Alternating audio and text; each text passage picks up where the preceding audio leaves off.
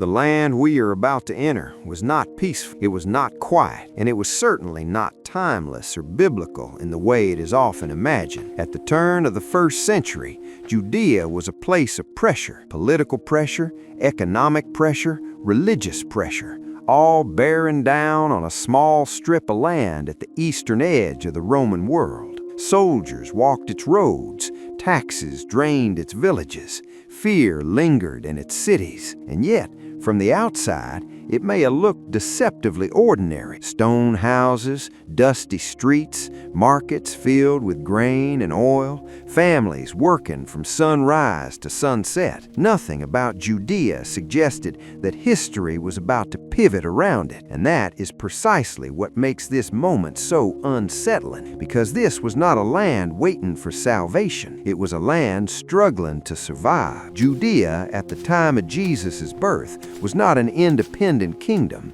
It was a territory caught between ancient identity and imperial domination. Rome ruled the region not directly, but through client kings and governors who answered to the emperor. Roman authority was visible everywhere, in the coins people carried, stamped with pagan symbols, in the roads that cut through the countryside, and in the presence of armed soldiers stationed to suppress unrest before it could ignite. The empire did not govern through trust, it governed through deterrence.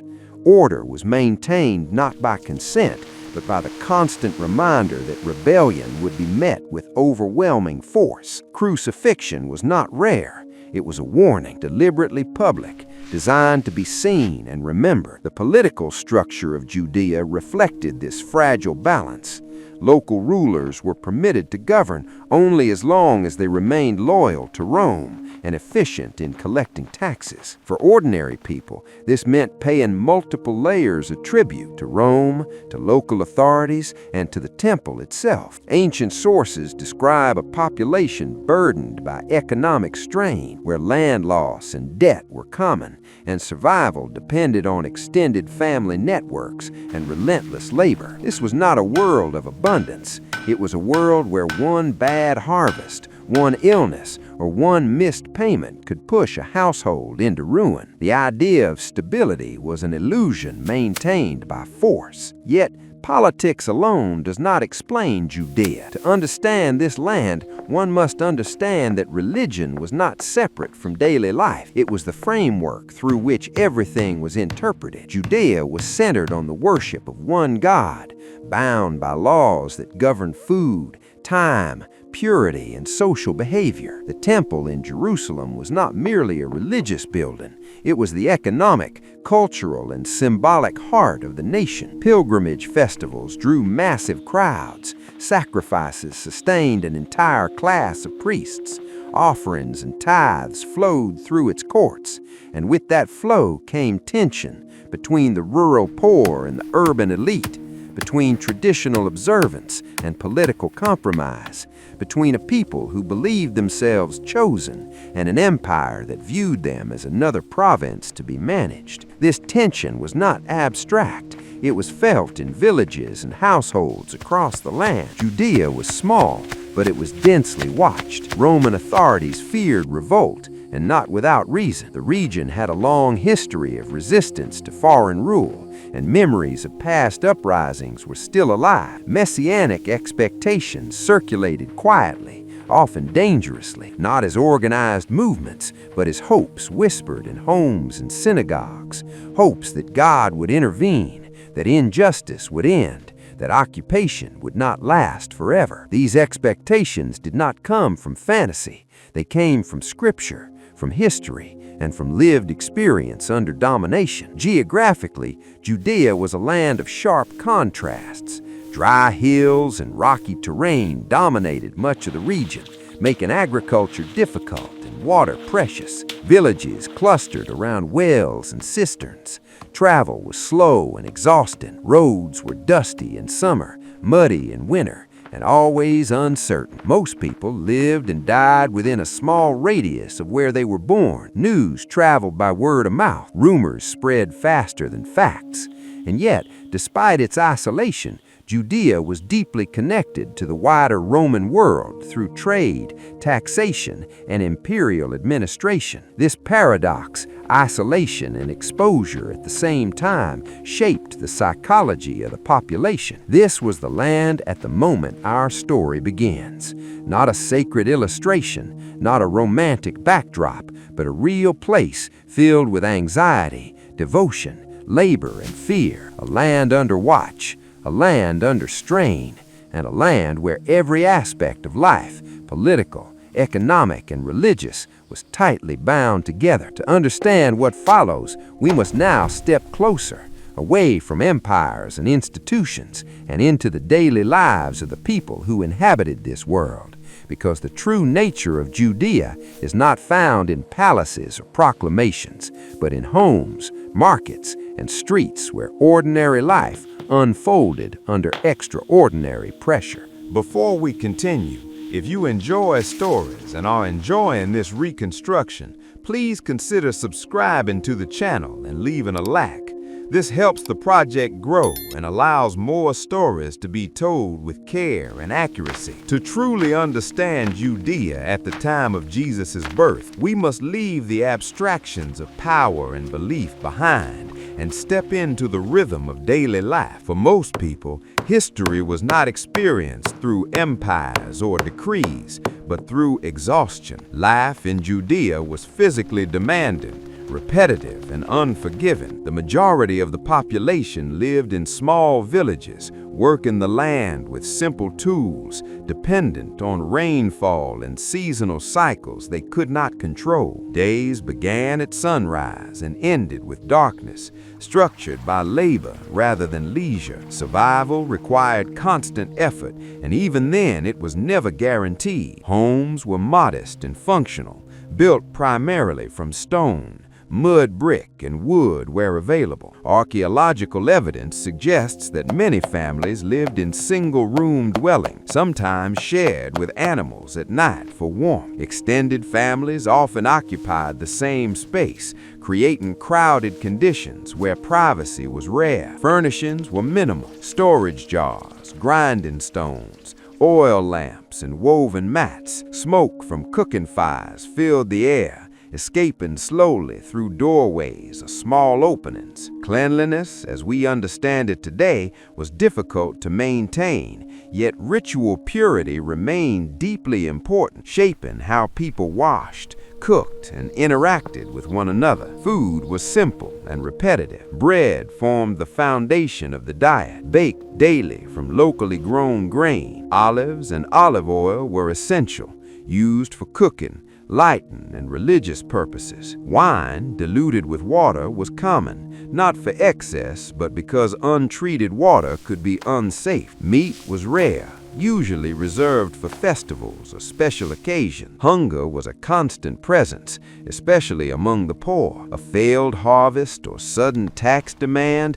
could mean the difference between endurance and disaster. In this environment, generosity within families and villages was not merely moral, it was necessary for survival. Water defined settlement patterns. Wells and cisterns were lifelines, carefully maintained and fiercely protected. Drawing water was labor-intensive, often the responsibility of women and children, requiring daily trips under harsh conditions. Bathing was limited, not from disregard, but from scarcity. And yet, despite these constraints, ritual washing played a significant role in religious life. Mikvaot, ritual baths, have been found throughout Judea, indicating the importance of purity laws, even among modest communities. This tension between physical limitation and spiritual obligation shaped everyday behavior. Markets were the social heart of towns and villages. Here, goods were exchanged, news was shared, and disputes were aired. Roman coins circulated alongside local currency, a constant reminder of foreign rule. The presence of tax collectors and officials added anxiety to these spaces. Their authority was backed by Roman power, and resistance carried severe consequences. People learned to navigate this system cautiously, balancing obedience with quiet resentment. Social hierarchies were visible but fluid, influenced by land ownership, family reputation, and proximity to religious institutions. Religion permeated all aspects of life, not as a separate activity, but as an organizing force. The weekly Sabbath structured time itself, interrupting labor and reinforcing identity. Synagogues functioned as places of teaching, community gathering, and dispute resolution. Scripture was heard aloud, interpreted collectively, and woven into memory. Festivals punctuated the year, drawing people toward Jerusalem in massive numbers. These journeys were physically demanding, but spiritually central, reinforcing a shared sense of belonging and expectation. Children grew up quickly in this world. From a young age, they contributed to household labor, learned trades, and absorbed traditions through observation and repetition. Education was informal for most, centered on oral transmission rather than written texts. Elders carried authority not because of position, but because of memory of famine, revolt, loss, and endurance. The past was never distant. It lived in stories told by firelight, shaping how each generation understood its place in the present. This was daily life in Judea, constrained, communal, deeply religious, and always precarious. It was a world where faith was not abstract, but practical, where hope existed alongside fear, and where endurance was a virtue forged by necessity. But this fragile social fabric did not exist in isolation. It was shaped and often strained by the powerful religious and political institutions centered in Jerusalem itself. To fully grasp the pressures bearing down on this society, we must now turn our attention to the city and the temple that stood at its heart, and to the forces that flowed outward from its stones into every corner of Judean life. If village life formed the foundation of Judean society, Jerusalem was its gravitational center. Everything, religious devotion, political tension, economic flow, was drawn toward the city. Jerusalem at the turn of the first century was not simply a capital.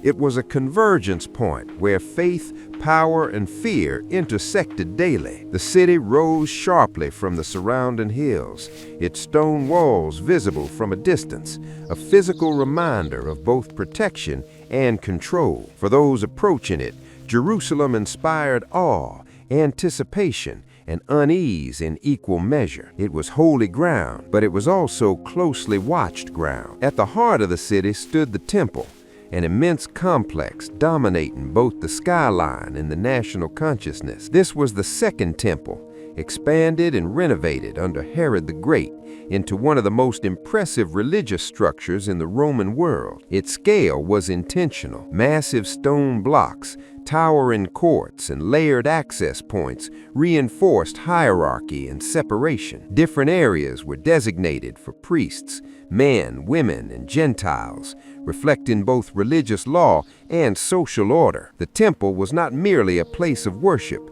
It was a system. Sacrifice, pilgrimage, taxation, and authority all flowed through its gates. Economically, the temple functioned as a powerhouse. Pilgrims arriving for major festivals brought offerings, animals, and currency. Money changes facilitated transactions required by temple regulation. Priestly families controlled vast resources, and their influence extended far beyond religious ritual. Tithes and offerings supported not only worship, but an entire administrative class. This concentration of wealth and power created deep divisions between Jerusalem's elite and the rural population that sustained the system through labor and tribute. Ancient sources describe resentment simmering beneath outward devotion, particularly among those who bore the economic burden without sharing in the benefits. Politically, Jerusalem was a liability in Roman eyes. Large crowds gathered there regularly, united by shared identity and historical memory. Roman authorities understood the danger of mass gatherings in a land with a history of revolt. As a result,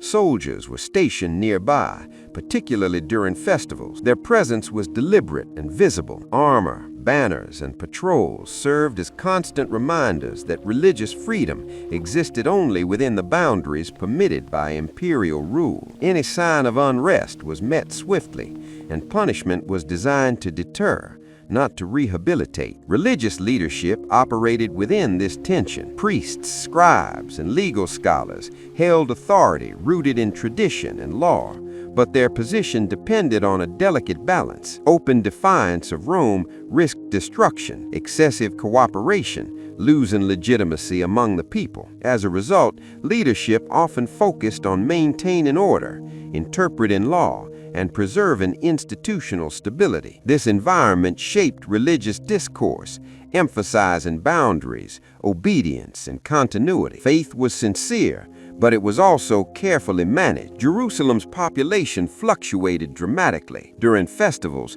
the city swelled far beyond its normal capacity. Pilgrims camped in surrounding areas, filled streets and courtyards, and strained infrastructure already under pressure. Water supplies, sanitation, and food distribution was stretched thin. The city became louder, more crowded, and more volatile. Under these conditions, anxiety increased. Rumors spread quickly.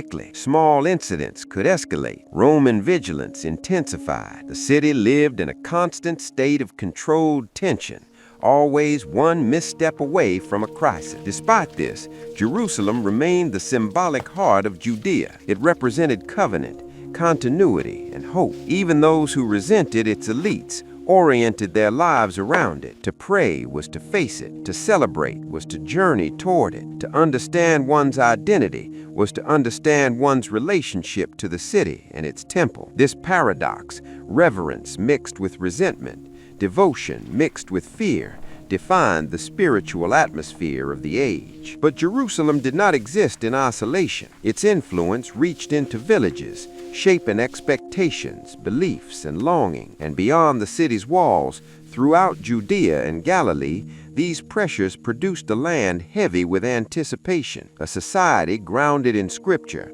burdened by occupation, and conditioned by suffering, does not remain static forever. To see where this tension was leading, we must now widen our lens once more to the broader landscape, to movement, expectation, and the fragile calm before profound transformation. Beyond Jerusalem's walls and far from imperial courts, the pressure shaping Judea continued to accumulate across the wider landscape. The region was not large, but it was fragmented, socially, economically, and politically. Judea proper, Samaria, and Galilee each carried distinct identities, histories, and tensions, yet all were bound by the same forces of occupation and expectation. Movement between these regions was common, but never casual. Travel exposed individuals to scrutiny, danger, and uncertainty. Roads served commerce and communication, but they also carried soldiers,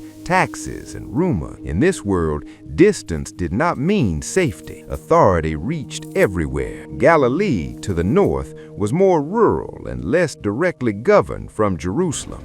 Yet it was no less affected by Roman control. Its villages relied heavily on agriculture and fishing, industries vulnerable to taxation and exploitation. Archaeological findings indicate economic stratification even in these seemingly modest communities, where land ownership determined survival. Tenant farmers worked plots they did not own, paying rents that could be increased or revoked without warning. This produced cycles of debt and displacement, quietly reshaping the social fabric. Stability existed, but it was fragile, dependent on forces far beyond the reach of ordinary people. Samaria, positioned between Judea and Galilee, added another layer of complexity. Long-standing divisions between Samaritan and Judean populations were rooted in history, worship, and identity. These divisions were not theoretical. They shaped travel routes, social interaction, and mutual perception. Roman administration exploited such divisions when convenient, understanding that fragmented populations were easier to govern than unified ones. The result was a land where unity existed primarily in shared hardship rather than shared political power. Across all regions, Scripture shaped expectation. The texts were not distant relics, but living reference points, recited, remembered, and debated. They spoke of covenant, justice, exile, and restoration. For a population living under foreign rule, these themes were not abstract. They were deeply personal. Ancient promises were read against present realities, and hope was sustained not by circumstance, but by memory and belief. This did not produce constant rebellion, but it did produce restlessness, a sense that the current order was temporary, unresolved, incomplete. Roman authorities understood this psychological landscape well enough to fear it. Surveillance, military presence, and legal enforcement were designed to suppress not only action, but imagination. Public order depended on preventing ideas from becoming movements. As a result, Judea existed in a state of uneasy calm, where life continued outwardly unchanged, while underlying tensions intensified. The land was quiet, but it was not at peace. It is crucial to recognize how ordinary this moment appeared to those living within it. There were no signs announcing transformation. Children were born, crops were harvested, prayers were offered, taxes were paid. History rarely reveals itself in real time. It moves beneath the surface, unnoticed, until its consequences become unavoidable. Judea, at the turn of the 1st century, was such a moment, balanced between endurance and rupture, continuity and change. This was the land as it existed in the year traditionally associated with the birth of Jesus. Not a stage set for myth, but a real place shaped by power, faith, labor, and expectation. Understanding this context does not explain what would follow, but it prepares us to recognize its weight. The events that emerged from this soil did not arise in a vacuum. They were formed within these pressures, these structures, and this fragile equilibrium. History often tempts us to look backward with certainty, to assume inevitability where none was visible. But standing here, at the threshold of the 1st century, nothing was assured. Judea was simply a land under strain, waiting, not consciously, not uniformly, but undeniably. And it is from within this waiting, this tension, and this ordinary reality that the next chapter of history would unfold. This content took weeks of research, especially on the objects, clothing, and architecture of the time. If you enjoyed it, subscribe to the channel and like the video. It really helps.